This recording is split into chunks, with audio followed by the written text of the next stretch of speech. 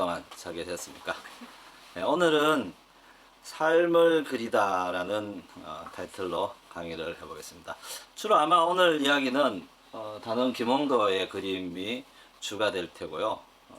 그 주변이나 아니면 비슷한 풍속화 그림들 몇 점을 가지고 이야기를 해볼 텐데요. 풍속화라는 게 어떤 연유로 생겼는지, 아니면은 풍속화가 어떤 이유로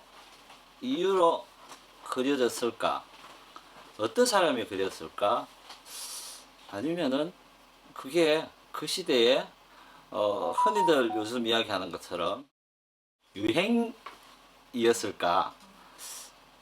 뭐 이런 것에 대한 고민들이 사실은 그 학자들이나 미술하는 사람들에게는 많이 있지만은, 이 고민이 우리나라 학계에서는 사실은 기존에 있는 세워진 이론에 대해서 반대를 하거나 다른 입장을 취하기가 상당히 어려워서 크게 의문을 제기하지 않거나, 의문을 제기하더라도 사실 저 같은 사람, 사학이나 미술사학이나 미술 이론에 별로 영향을 못 미치는 사람들이 주로 문제 제기를 하고, 상당히 영향력 있는 그 주류 강단에 있는 사람들은 기존의 입장을 그냥 지키는 쪽으로 진행이 되고 있죠. 그래서 그림 그리는 사람 입장에서 보면은 풍속화라는 게, 어떤 그림들은 굉장히 수준이 높고 의미 있는 그림, 서사도 있고, 아니면 시대적 상황도 묘사되어 있고, 이런 반면에 어떤 그림들은 그냥 단순히 스케치, 삽화, 그냥 그런 단순한 그림, 가벼운 그림 정도랄까요? 그래서 저런 정도를 우리가 명하다, 아니면은 굉장히 의미 있다, 미술사적으로 가치 있다, 이렇게 이야기할 수 있을 건지, 그런 문제가 사실은 대단히 관건인데요. 이런 문제는 아마 우리 미술사에는 줄곧 나타나는데, 오늘 이야기는 18세기에 있었던 그림에 관한 주 이야기지만은, 우리가 흔히 접하는 이야기는 19세기를 지나서 20세기 미술사, 근대 미술, 보면 우리가 흔히 잘 알고 있는 누구 있을까요? 이중섭, 박수건, 또 누가 있나요? 유명한 사람. 김한기, 이쾌대, 이인성, 이런 사람들이 그 사람의 그림만 우리가 분석했을 때, 과연 그 그림이 그 자체로서의 고흐의 그림이나 아니면은 밀레의 그림이나 렘브란트의 그림과 견주어서 이걸 잘 그렸고 수준 높은 그림이라고 이야기할 수 있을까? 같이 이렇게 동등한 자리에 놓고 비교하기가 쉽지 않은 거죠. 그래서 우리 이야기 속에서는 굉장히 의미가 있는, 왜냐하면은 유화라는 게 1910년대 이제 처음 우리나라에 들어와서 한 20년, 30년 남짓 세월이 지나는 동안에 그때 길러진 화가들 중에서 시절이 가는 것보다 훨씬 빠르게 적응한 사람들, 이런 사람들이 우리의 이야기거리 내지는 이제 좀 위치적으로 높은 명망이 있는 이런 사람으로 자리매김을 하는 건데, 근데 우리 시대로 보면은 그게 대단히 의미가 있는 것이지만은, 지금처럼 세계가 열려 있는 시대에 20세기 한국을 대표하는 그림, 이인성의 경주의 상곡에서 이걸 내놓고 세계 유수 작품들과 겨뤄서 이거 우리 20세기 대표하는 그림이야, 이렇게 견주어서 이거 명하다라고 세계적으로 인식을 받을 수 있을까? 어쩌다 20세기의 시선으로 보면은 18세기의 여성들의 생활, 복식, 이런 측면에서 보면은 엄청난 자료를 남긴 거죠. 그래서 그 자료의 가치를 예술적 가치로 등치시켜서 신전복을 평가를 한 거거든요. 그래서 물론 이제 뭐 신전복 그림이 좋기도 하고 하지만은 이제 그 방면으로만 평가를 하다 보니까 신윤복이가 그런 그림을 그리게 된 연유 내지는 주변의 환경, 어느 날 문화라는 게 내가 굉장히 이상한 사람이 하나 나타나서 그 시대의 문화가 돌변하지는 않거든요. 그래서 뭐 지금 뭐 BTS, 90년대 서태지, 80년대 조용필 이렇게 있었지만은 그 사람이 그냥 하늘에서 뚝 떨어진 건 아니거든요. 그들이 나타나서 활동하기 위한 전 단계의 기반이 있었는 거고, 그 기반 위에 뭔가 좀 특이한 특출한 사람이 특출한 표현을 하니까 그게 하나의 봉우리처럼 느껴진 거죠. 그래서 어쩌면은 바다에 떠 있는 큰 빙산 윗머리를 보고 우리는 그 머리 모양을 계속 이야기를 하지만 사실은 그게 바다 아래에 깔아앉아 있는 덩어리를 우리가 알기가 어렵잖아요. 그래서 그 속에 들어있는 덩어리를 이해하려고 노력을 우리는 이제 미술사에서 해야 되는데, 우리 미술사는 거기에 대해서는 약간 좀 뭐랄까 배척 내지는 아니면은 아까도 이야기했지만 미술사학자들이라는 사람들이 전공 영역이 아니어서 오히려 전문가들이 보는 시선들은 다 거의 놓치고 있는 게 아닌가라는 생각을 해보는 거죠. 그래서 오늘 해야 될 것 본격적으로 고쳐졌으니까 해볼게요. 자, 이 그림은 관아제 조영석이라는 화가의 작품인데요. 현이도라는 그림입니다. 장기 두는 모양이죠. 선비들의 여가를 그린 그림들 중에서 장기를 두는 그림들이 꽤 많이 있습니다. 선비들이 전시대 후기의 선비들은 사실은 그림을 그리는 것을 약간 터부시했죠. 그럼에도 선비들이 그림을 그렸어요.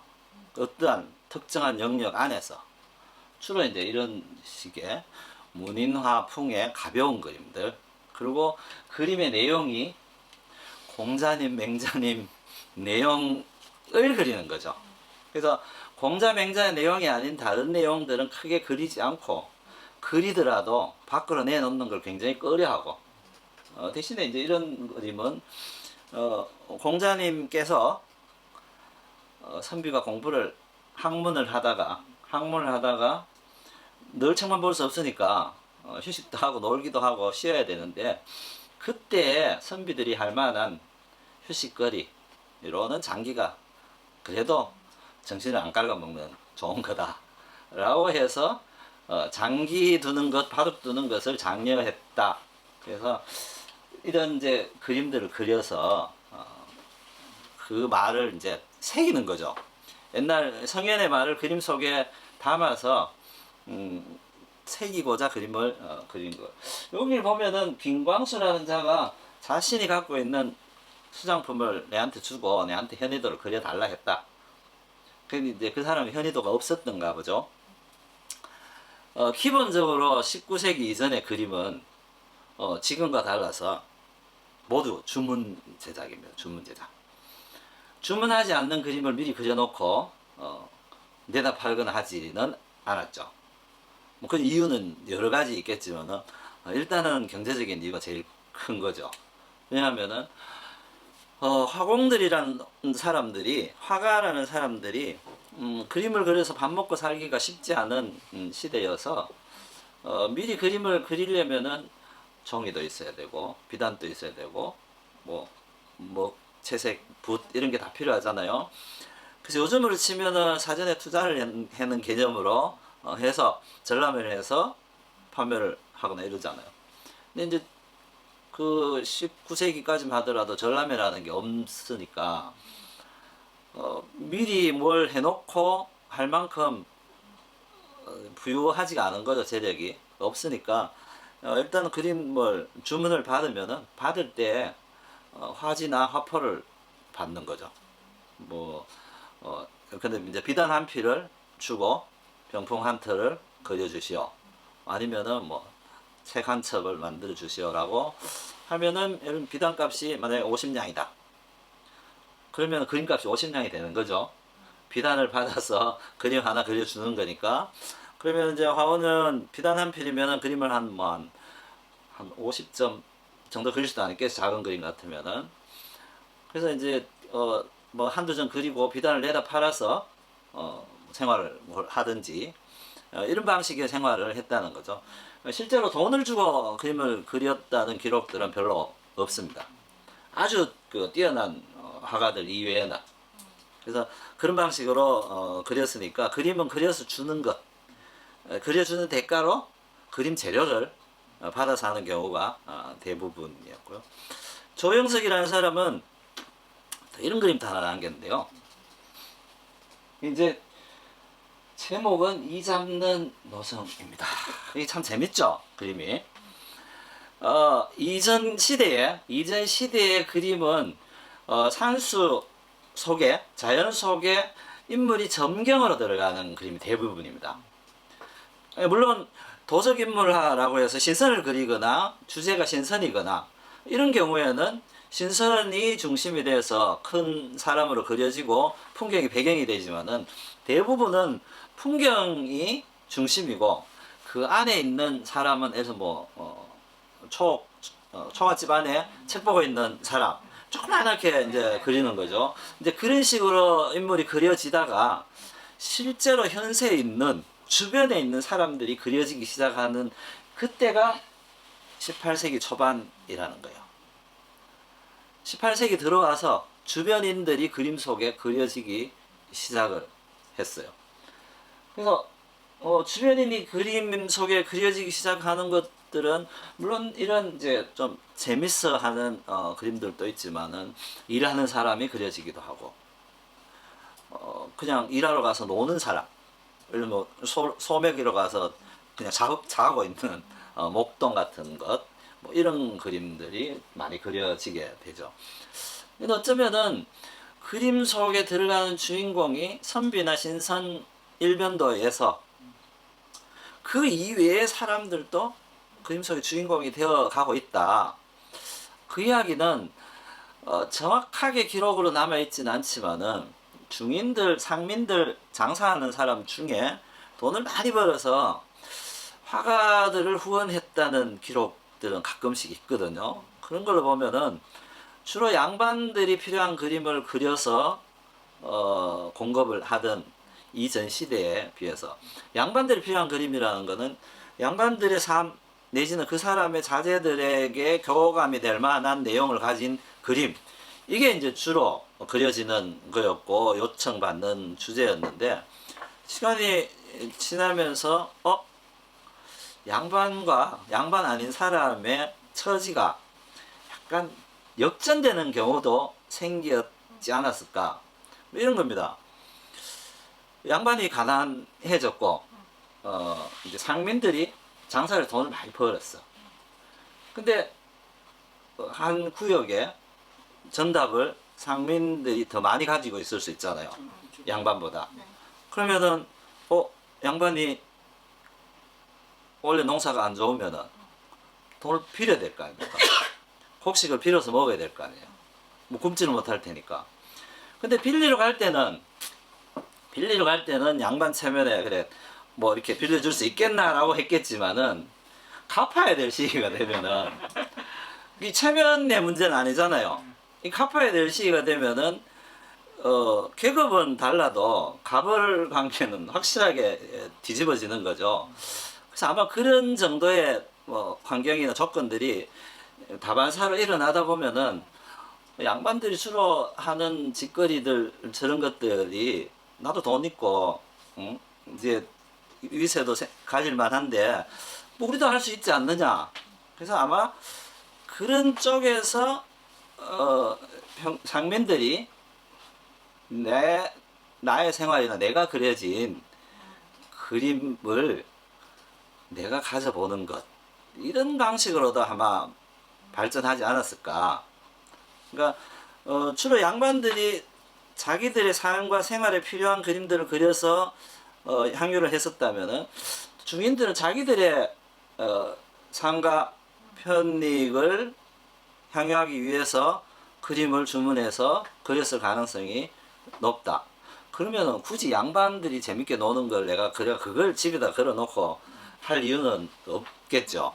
내 이야기면 훨씬 이야기거리가 더 있을 테니까 아마 그렇게 해서 풍속화라는 것들이 좀 더 많이 그려지지 않았을까 싶습니다. 그래서 저 그림에 보면은 재밌는 거는 뭐 이런 거, 스님이니까 어쨌든 살생을 하면 안 되잖아요. 이도 죽이면 안 되잖아. 우리는 이렇게 일을 딱 해서 이렇게 보통 사람들은 잡아서 딱딱딱딱 죽이지만은 스님이니까 이를 죽이면 안 될 테고, 그래서 보면은 꼭 잡아도 터질 수 있으니까 그냥 솔기에 대고 이렇게 이를 하나씩 털어내는 거죠. 그래서 이제 그런 풍경, 한가한 스님의 일상을 그려놓은 그림입니다. 조영석이라는 사람이 이제 이런 말을 하는데, 이걸 누구한테 한 이야기냐면은 겸재정선에게 한 이야기야.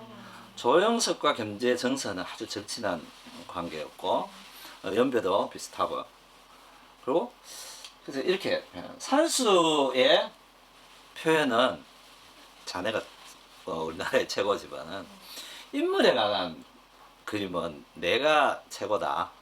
실제로 겸재의 그림에 인물은 거의 없거든요. 그래서 없는 이유는 그렇겠죠. 안 그려서 못 그리기도 했겠지만은 못 그려서 안 그릴 수도 있는 거죠. 그러니까 자기의 특화된 영역이 극도로 발달해서 진경산수라는 그런 이제 류의 그림들이 그려지게 된 거고, 조영석이라는 사람은 산수와 풍경 이런 그림들 별로 없고 풍속화의 시작점을 알리는 아까 노성이나 현이드나 이런 류의 그림들이 많아요. 또 하나 이때 이제 이 시절에 그림을 보고 그림을 옮겨 그리는 것, 이게 원래 전통 우리 회화의 공부 방법이죠. 오래전부터 내려오던 화보라는 게 있어서 그걸 보고 베껴 그리는 게 공부하는 방법이었는데, 요 시절이 되면은 조영석도 그렇고 공제윤두서도 이런 기록을 남겼어요. 충분히 관찰해서 내 마음속에 머릿속에서 완벽히 그려지고 난 다음에 붙잡고 그리라, 이제 이런 표현을 해놨거든요. 그는 대상을 직접 보고 관찰해서 그려야 된다. 이전의 그림들은 관찰해서 그린 게 아니고 머릿속에 들어있는 상을 그린 거죠.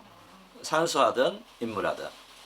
그래서 이걸 이제 우리가 관념적인 이제 그림이다 이렇게 표현을 하지만은, 어쨌든 화보 이전에 내려오던 다른 사람의 훌륭한 그림들을 보고 그걸 옮겨 그리던 것에서 시절이 이제는 관찰해서 주변에 있는 것들을 관찰해서 그려야 되는 시대로 변화한 거죠. 이 이면에는 사회적으로는 서양의 과학이라든가 이런 것들이 이미 조선에 들어와 있었고, 실학이라는 게 이 사람들보다 앞선 세대에 이미 실학이라는 게 있었고, 물론 천주교도 이미 들어와 있었고, 그래서 모든 여타의 조건들이 하나하나씩 이렇게 군데군데 박혀 있었고, 그게 아마도 예술적으로나 사회적으로 약간 선각한 사람들은 훨씬 더 많은 정보를 갖고 있었을 거다. 그러면은 서양의 그림들 내지는 중국의 그림들이 가지고 있는 우리 그림과의 다른 점에 대해서 각성을 했을 테고, 그럼 어떻게 해야만 저런 방식의 내지는 좀 더 현실과 맞는 그림들을 그릴 수 있을까 고민을 했을 거라고 봅니다. 그래서 이 그림은 균화 아집도라는 그림인데요. 몇 사람들이 균화라는 사람의 집에 모여서 이런저런 놀이를 하고 회합을 하는 그림입니다. 아집도 내지는 아회도 이렇게 이름을 붙이는데 요런 류의 이름에 붙은 그림은 쉽게 말하면 우리가 뭐 어떤 행사 같은 거 할 때 단체 사진 찍잖아요. 뭘 우리나라 사람도 꼭 단체 사진 찍어야 끝나잖아요. 뭘 하더라도 단체 사진에 해당하는 겁니다. 그날 잘 놀았던 기억을 기록하는 게 이제 이런 그림인데요. 자, 이 그림은 자, 이렇게 이제 위에 여기 이제 제발이 이렇게 적혀져 있는데요. 이 내용이 이렇습니다. 책상에 기대어서 검은고를 타고 있는 사람은 표암 강세황. 곁에 앉은 아이는 김덕형. 여기가. 그 다음에 담뱃대를 물고 곁에 앉은 사람은 요즘 머리하고 손만 남고 몸통은 박리가 돼서 날아갔습니다만 여기가 이제 심사정. 그리고 이게 뭐죠? 건포를 쓰고 바둑을 두는 사람은 고생관. 여기겠죠. 그리고 마주하고 있는 사람은 추계. 구석에 앉아 바둑을 두는 사람은 영객. 그리고 비스듬히 앉은 사람은 규나이고 피리를 부는 사람은 김홍도다. 이렇게 이제 적혀 있습니다. 그래서 이게 이제 이날 해합에 왔던 사람들이 누구다라고 기록을 한 거죠. 그래서 그림만 그려 놓으면은 그림 그 자체로는 누군지 구분하기가 어렵잖아요. 그 요즘처럼 아주 사실 사진 찍는 것처럼 탁 찍는 게 아니니까. 그래서 그림 그려놓고 여기에 대한 부연 설명을 이렇게 항시 적어 놓습니다. 어떤 경우는 만약에 시회를 했다. 그러면은 여기다가 종이를 한 장 더 붙여서 그날 적은 지은 시를 쭉 이렇게 같이 붙여 놓기도 하고.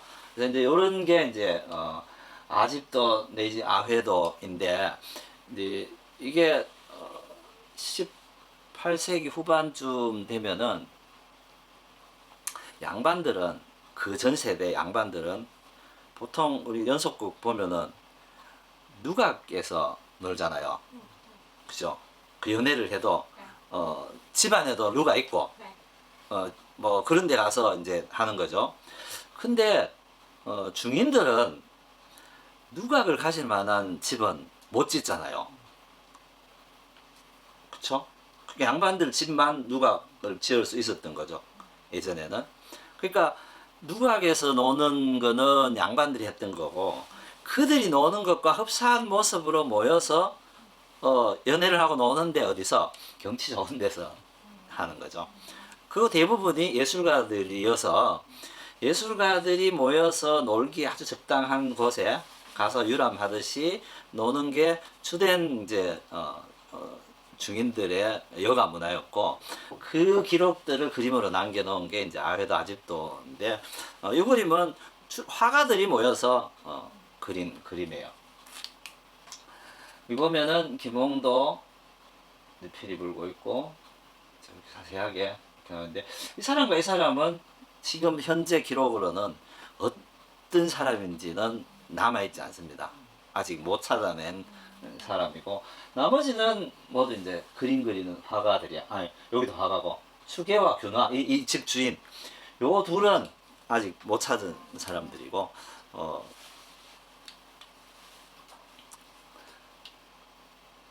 그래서 나이대로 보면은 지금 우리가 회합을 하는 것하고 비교하면은 사뭇 다르죠. 50대 후반에서 10대 중반까지 여기는 10대거든 10대. 요 김덕형이라고 확인을 하면은 그때 나이가 14살 15살 남짓 되는 나이고 심사정 최북은 광채형보다 나이가 많아서 54 정도 55 이 정도 되는 나이니까 그 연배 차이가 많음에도 불구하고 한 자리에 모여서 이런 걸 하고 있다. 김홍도가 이때 19살 때입니다. 그러면은 김홍도가 19에 도화서에 취직을 했죠. 아마 도화서에 김홍도 취직했는 기념으로 모였는 그런 것일 수도 있지 않을까 싶기도 하고요. 그림은 보면은 강세향이 전체적인 구도를 잡고 인물은 김홍도가 그리고 뒤에 있는 풍경은 심사정이 그리고 여기 이제 담철 채색 들어간 거는 채북이 채색을 했다라고 이제 기록이 돼 있는 걸로 봐서 이날 모여 있는 사람들이 다 그림에 손을 댄 합작품인 거죠. 그래서 그림 자체가 굉장히 뛰어나다 뭐 이거를 논하기 전에 당시에 내노라 하는 예술가들이 모여서 합작품을 그리고 즐겼다. 근데 또 하나 중요한 거는 여기에 모인 이 사람들은 다 지금으로 치면은 제야 인사입니다. 제야 인사. 예술계에서도 제야에 속하는, 그리고 관계에서도 관계에 진출하지 못한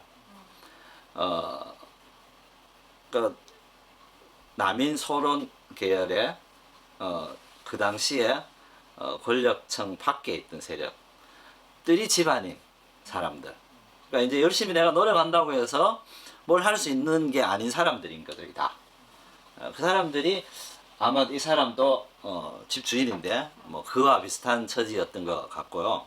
그래서 이렇게 모여서 어땠겠어요, 뭐 요즘 또 이렇게 사람들이 모이면은 정치 이야기 많이 하잖아요. 그래서 뭐 이런저런 이야기도 했을 테고 예술 이야기도 했을 테고. 그래서 예를 들면 최북은 산팔도를 돌아다니면서 그림 그리는 사람인데 용케 이런 모임 자리에 앉아서 같이 바둑도 그림 그리고 즐길 수 있다는 것도 아주 특별한 그런 계기 기회인 거죠. 다른 사람들한테는. 그래서 그림들 중에 오늘 뭐 볼 건 아니지만 의외로 이제 이런 형식의 그림들이 많습니다. 화가들이 예를 들어 김홍도가 다른 자기 집, 자기 화실에 모여서 그린 그림도 있거든.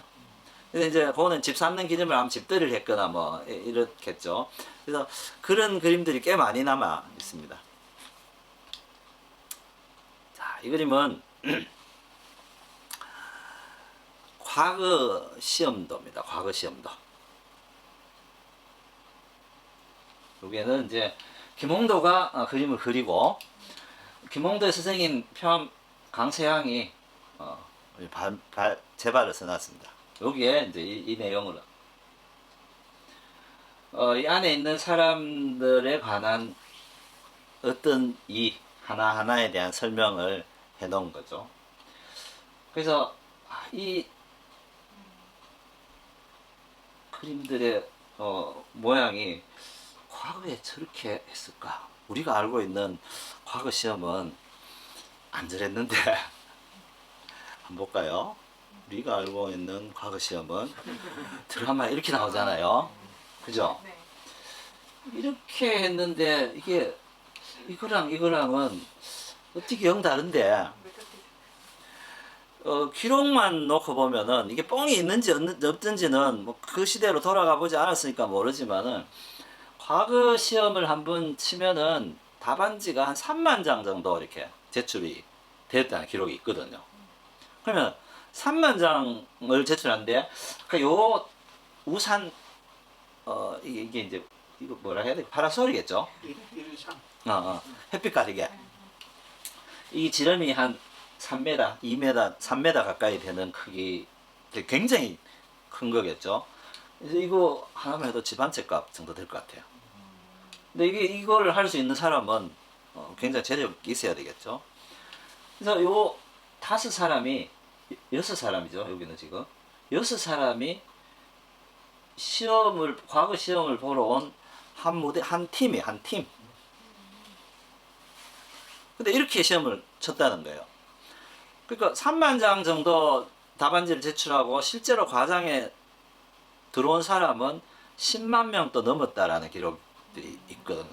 그러니까 이렇게 6명이 하나를 제출할 정도니까 혼자서 하나 제출한 사람도 있을 테고 그럴 텐데 어쨌든 이런 정도의 많은 사람들이 과거 시험을 보러 왔다. 근데 일찍 해서 일찍 내는 사람은 일단 뽑히는 거고 늦게 내는 사람은 뽑힐 가능성이 거의 없었대요.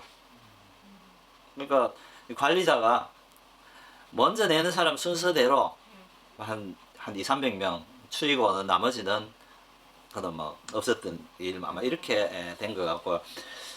과거 시험이 뭐 밑에 뭐 진사부터 속과대 이게 순서가 있잖아요. 그래서 아마도 이런 시험은 마지막 시험은 이런 방식으로 치러졌을 것 같고요.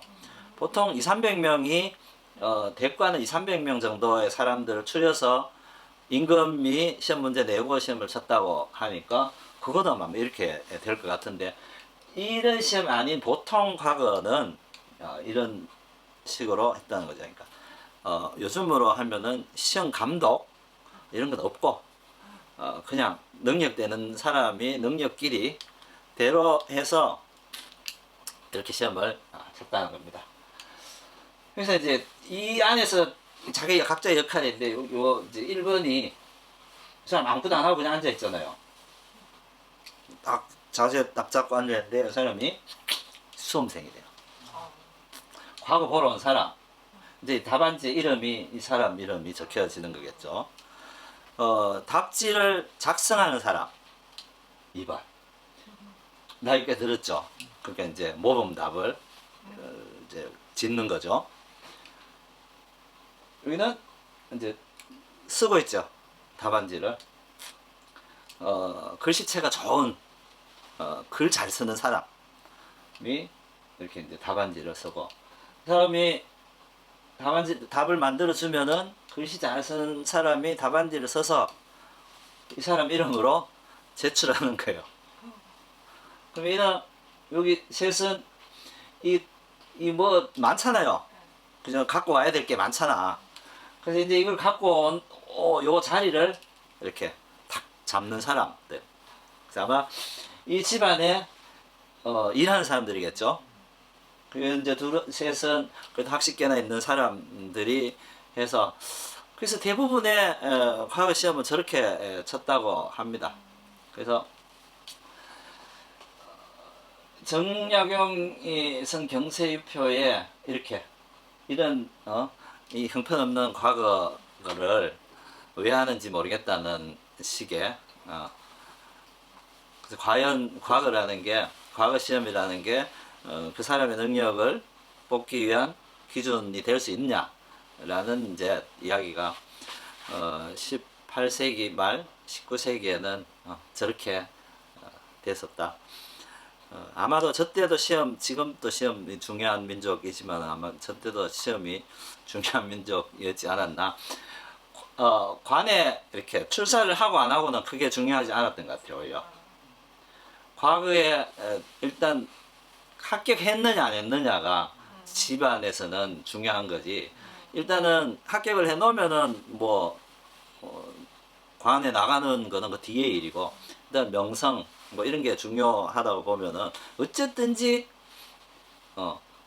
선정이 되게끔 만들었다 이렇게 보여집니다. 자, 이게 이제 김홍도의 풍속화 중에서 서사도 있고 가장 좀 큰 그림입니다. 물론 풍속화 그럼 쪼매난 화첩에 있는 걸로 생각되어지지만은 이 그림은 1m에 뭐 42cm니까 제법 크죠. 이렇게 큰 병풍 틀에 들어 있으니까 병풍으로 만들었을 때의 높이가 적어도 150, 160 정도 되는 크기죠. 그림 높이가 1m면은. 그래서 그렇게 보면은 굉장히 큰 그림이고 이 내용들은 있습니다. 많은 뭐 그 당시에 사람들이 생활하던 모습들 하나하나를 그려놓은 거죠. 이걸 하나하나씩 한번 살펴볼까요? 자, 조금 더 큰 그림을 보면은 판형치 이제 해진 안장에 피로 묵은 다 말. 그러니까 이게 피로 묵은 말을 타고 가는 사람이면은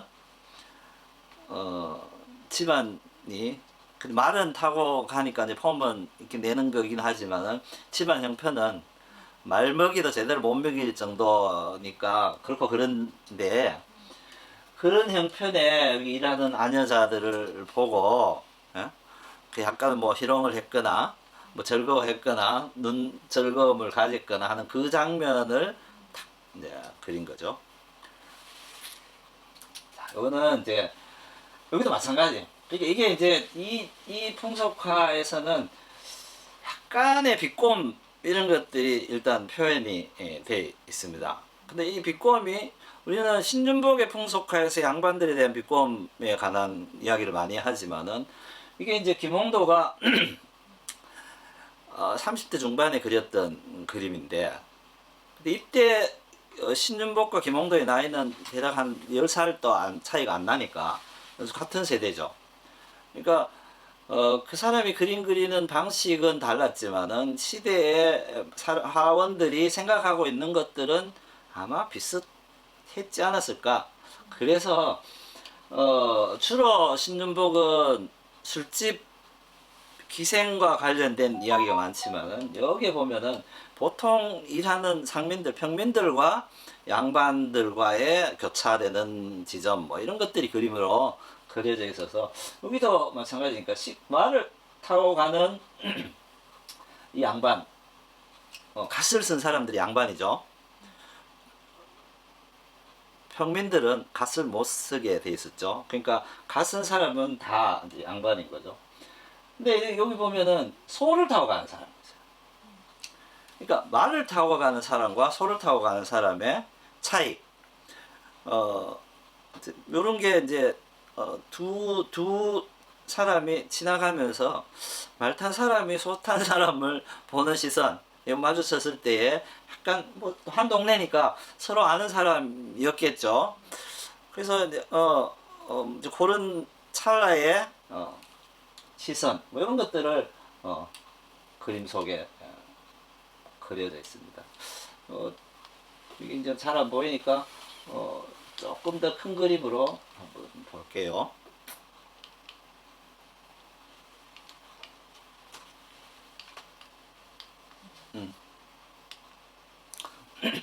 아까 이제 그겁니다. 이게 이제 엉덩이 위에 뼈가 그냥 앙상하게 나올 정도의 그런 말이죠. 그런 말인데 요 시선이 요 두 남자의 시선이 어쨌든 여기는 애 업고 있는 아마도 엄마겠죠. 예전에 할매가 애 업고 일하러 가진 않았겠죠. 엄마고 여기는 뭐 세대기이거나 뭐 그런 정도겠죠.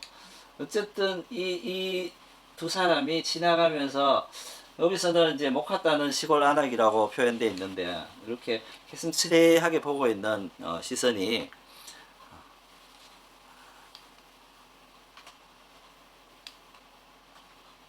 다른 사람들이 보면은 그림을 감상하는 사람 입장에서 이야기거리가 많겠죠. 자, 이 그림은 아까 이제 이 병풍 그림이 담졸헌에서 그렸던 병풍이라고 나와요. 담졸헌은 강희연의 호인데 강희연이라는 화가는 김홍도보다 나이가 한 30년 40 넘게 위에요. 한 30년 정도 위에 사람인데 아마도 이 사람이 강희연인 것 같고요. 그 강희연의 담졸헌에 모여서 화공들이 그림을 그리고 있는 풍경. 이 집에 모여서 주로 그림을 그렸는데 이때 그리는 그림들은 어떤 거냐 하면 대부분 도화서 화원들인데요. 도화서 화원들이 출근을 해서 그리는 그림은 나라 그림을 그려야 되는 거죠. 그 나라의 그림이라는 거는 정해져 있어요. 뭘 그려야 되고 뭘 그려야 되고 뭘 그려야 되고 하루의 일과가 정해져 있고 그렇다 보면은 하루 일과가 빠듯하게 퇴근하고 와서 집에 와서 그림을 그릴 수 있는 시간이 없겠죠. 그래서 이 사람의 이 활동량이라는 거는 일정하게 범위를 넘으면은 더 이상 할 수 없는 거니까 그래서 이제 출근과 더불어 사는 일이라는 게 퇴근하고도 여유 있을 만큼의 부하를 주진 않는 거죠. 훨씬 더 높은 강도의 일을 하고 퇴근하니까 결국 그림 그릴 시간이 없을 테고 쉬는 날 지금으로 치면 토요일 일요일처럼 저 때도 쉬는 날이 있었을 테니까 쉬는 날에 이렇게 이제 여기 모여서 자, 이 그림을 그렸을 때가 김홍도가 35살 때인데 35살의 김홍도는 처음으로 자기 화실을 가져요. 그러니까 그 전에도 자기 집은 있었지만은 그릴 수 있는 조건이 될 만한 집은 아니었고 그냥 식구들이 그냥 사는 정도 집이었고 35 되던 해에 화실을 가지고 단원제라는 집을 이제 마련해서 거기가 이제 작업실 겸 집이 되는 거죠. 어느 정도 규모가 돼야 되니까 그때까지 큰 그림이나 이런 걸 그릴 때는 아마도 이 집에 가서 그리지 않았을까? 담조는 강연히 화공들이 쉬는 날에 화원들이 쉬는 날에 모여서 주문받은 그림을 집단적으로 그리는 행사를 했다는 거죠. 그 요즘으로 치면은 뭐랄까 저걸 브로커? 아니면은 뭐라 해야 되죠? 매니지먼트? 화상은 아니고 화상한테 주문을 받아오는 거죠. 그러니까 이제 나이가 많았잖아요. 이게 젊은 사람들이 어디 가서 뭘 장사해올 뭐 해야겠죠, 그죠? 그러니까 직접 내가 주문을 받을 형편이 아직 안 되는 젊은 화공들에게 그림을 그리게 하고 아마 이 나이가 많은 연륜 있는 사람이니까 많은 주변 사람들과 교류도 있을 테고 그 사람들이 그림이 필요하면은 이 강연에게 부탁을 하면은 강연이 아까 우리 거기 봤었던 사람들과 회합하는 것처럼 예술가들, 화가들과 이렇게 교류를 하고 있으니까 이렇게 모아서 그냥 쉬는 날 열심히 그림 그려서 납품하는 형식이었지 않을까. 그래서 앞에 그린 그림도 아마도 이 시대, 그러니까 김홍도가 자기 집을 갖기 전이라고 보면은 아까 거기에 담졸헌에서 그렸다라고 적혀 있었으니까 그래서 뭐 이런 방식으로 그려지지 않았을까. 소 타고 가는 장면입니다. 자, 이게 여기도 마찬가지죠, 이제. 이거 뭐 뒤에 가는 이 사람은 그냥 대충 뭐 아무 생각 없이 가고 있지만은 자, 이분은 아마 이 여인에게 약간의 시선이 있는 것 같죠. 이기도 있는데 어쨌든 예나 지금이나 남성들은 좀 이상한 것 같아. 그러니까 대체적으로 요렇게 보면은 이 시대의 젊은 양반들을 저렇게 놀러 다니는 사람들을 주로 이제 한량이라고 뭐 이렇게 부르기도 하고 했지만은 양반들의 관심사라는 게 돈이 조금 있으면은 조선 후기에는 돈이 없는 양반들은 다 일을 했죠. 근데 돈이 있는 양반들은 원래 일 안 해도 되니까 주 관심사라는 게 공부를 잘하는 사람은 관계에 나가서 정치를 하겠지만은 그렇지 못한 사람은 돈은 많은데 공부는 안 돼. 사회적 활동을 할 수 있는 게 하는 게 아무리 생각해봐도 이런 것밖에 없는 거죠. 놀러 다니는 거, 기방에 다니는 거. 그래서 주로 여흥을 즐기는 쪽으로 생활을 했다. 아마 그런 게 몸에 배어 있는 한 사람과 그냥 일상에 이렇게 힘들게 살아가는 사람들과 교차했을 때의 그 시선을 표현한 것 같고요. 자, 이 그림은 타작하는 그림입니다. 타작하는 장면을 구경하는 지나가는 나그네 같은 거죠. 그렇죠? 자, 이 장면은 나중에 그려진 것으로 보이는데요. 여기에 그림들이 보면은 김홍도의 우리가 많이 맞는 뭐 서당이나 씨름하는 풍속화에 그려진 사람의 얼굴 모양하고는 다릅니다. 그래서 조선 사람들 모양처럼 그리려고 노력은 했지만은 그렇게 김홍도의 사람으로 전형화되지는 아직 않은 그런 상태인 거죠. 그래서 물론 이제 30대 중반 젊었을 때 그림이니까 아직 자기 양식이 완성되지 않았을 때여서, 근데 요거랑 거의 흡사한 그림이 그냥 그대로 뒷그림에도 있습니다. 그래서 이런 것들은 아마도 한 가지만 있는 게 아니고 여러 개가 중복적으로 계속 나오는 걸로 봐서 풍속화도 일정한 교본이 있었을 가능성이 높다. 누가 한 사람이 창작해낸 게 아니고 그린 사람이 계속 상당히 오랫동안 그려오면서 이런저런 것들이 그려지는 과정에서 아주 특징적인 장면들이 사람들이 선호하잖아요. 그러면은 그 선호하는 것들을 주로 그리게 해서 향유하는 걸로. 요즘에도 막 드라마 같은 거 하나 막 유행을 하면은 비슷한 거 계속 만들잖아요. 이제 이런 거와 흡사한 것이지 않을까. 요거는 그냥 이렇게 나귀를 타고 지나가는데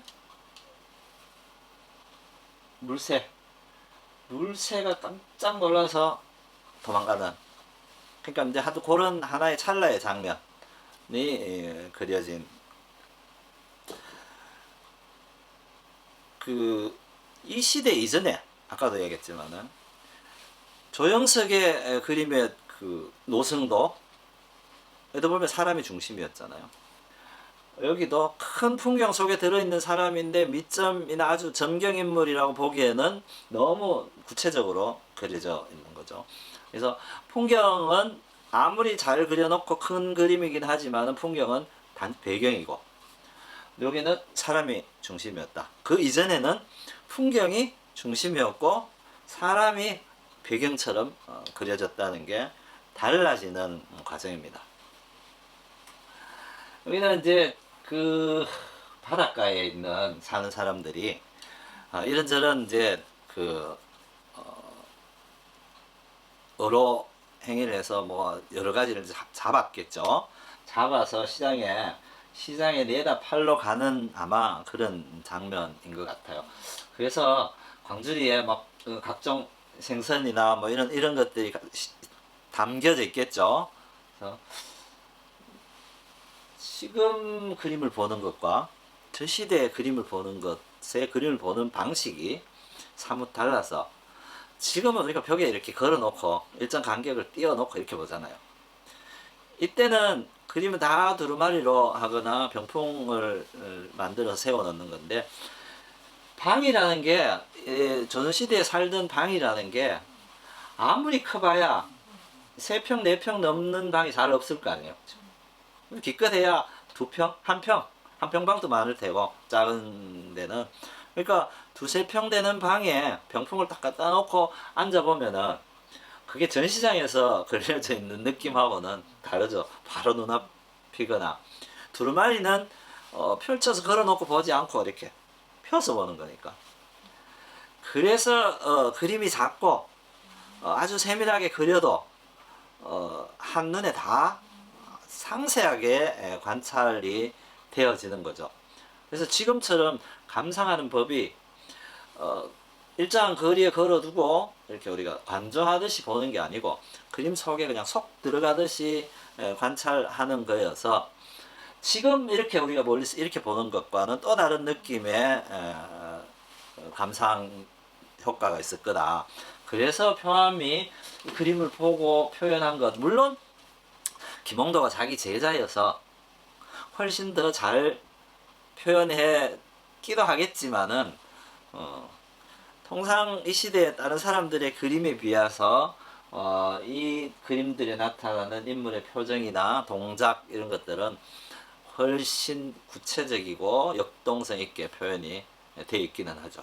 자, 이거는 멀리 이제 강을 건너야 되는데 강 건너려면은 배를 타고 건너야 되잖아요. 그래서 이제 흔히들 있는 풍경이죠. 강가에 요즘 뭐 우리가 배 타고 강 건너지는 않지만은 나루에 배가 저 건너편에 있으면은 이제 올 때까지 기다려야 되잖아요.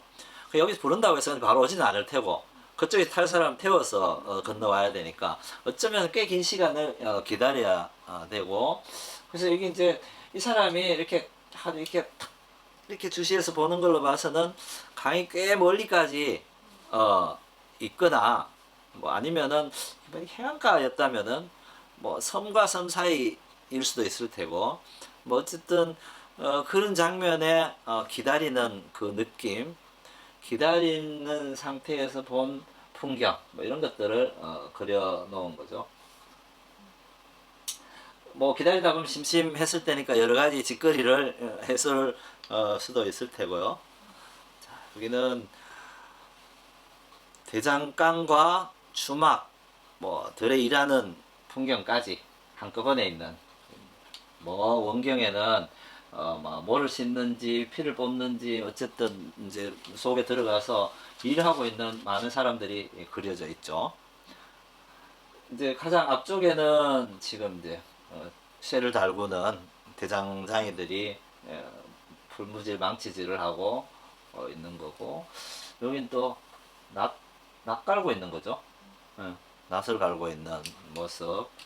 이제 지나가던 이제 과객이 밥 한 그릇, 국밥 한 그릇 먹고 있는, 일상에 있는 풍경인데, 이 장면이 한 동네 한꺼번에 딱 들어와 있지는 않겠죠. 당연히 주막 있고 주막 옆에 대장간 있고 대장간 앞에 논밭이 있어서 일하고 이렇지는 않을 거 아니에요, 그죠? 그래서 원래 그 동양의 그림이라는 게 사실적이어도 실제 있는 것을 옮겨 그리지는 않았죠, 대부분. 그러니까 실제 있는 것을 옮겨 그리는 경우는 극히 적었고, 대부분 다 새로 구성을 해서 그랬는데, 풍속화야 당연히 사람의 중심이니까 여덟 포간에 각기 다른 일을 하고 있는 많은 사람들을 다 집어넣어야 되니까, 유사성이 있든 없든 아니면은 구조적으로 비슷하다고 느껴지거나 안정적인 상태를 만들 수 있으면은 이렇게 모아서 한 그림으로 그려지게 되는 거죠.